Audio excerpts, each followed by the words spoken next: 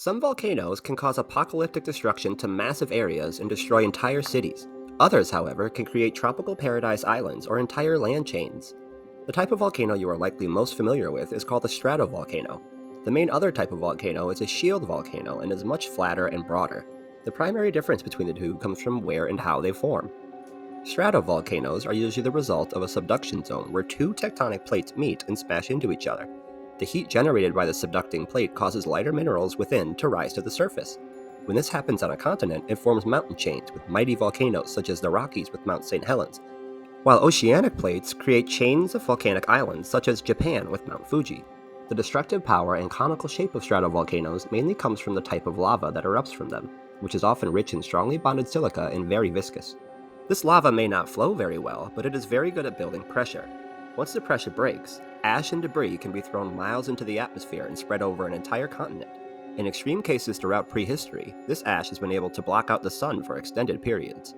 However, while they contain enormous destructive ability, they also carry essential minerals to the surface of the planet that would otherwise be buried miles below our feet, allowing plant life to flourish and our ecosystems to thrive well after the destruction is over.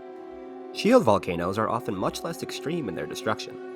These volcanoes typically form from a divergent plate boundary where the crust is at its thinnest, or from a mantle plume or hotspot where buoyant pools of material seep up through the mantle.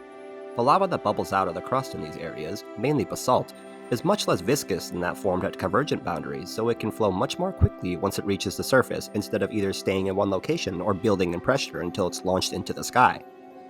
Though there are shield volcanoes on land, including truly ginormous ones like Olympus Mons on Mars, this lack of viscosity makes hotspots and rifts ideal locations for building islands, probably the most famous of which being the Hawaiian Islands. Hawaii serves as a classic example of how a shield volcano functions. As lava trickles out, it can flow massive distances until it finally reaches the sea and cools, expanding the island's boundaries. A new ecosystem is formed after the leftover basalt breaks down into a nutrient-rich sediment.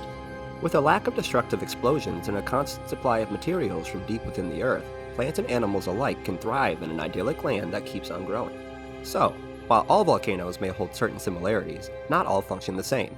Stratovolcanoes are often much more destructive and can cause massive and sudden changes in the landscape that influence the surrounding ecosystems for millennia. Shield volcanoes act much more slowly and are less likely to destroy a civilization. This is not, however, to discount the power of shield volcanoes. They are still an example of one of the most potent geological phenomena on our planet and can still build enough pressure to cause a relatively large explosion. Remember, no matter the viscosity, no matter the location, and no matter the name of a particular volcano, lava still burns.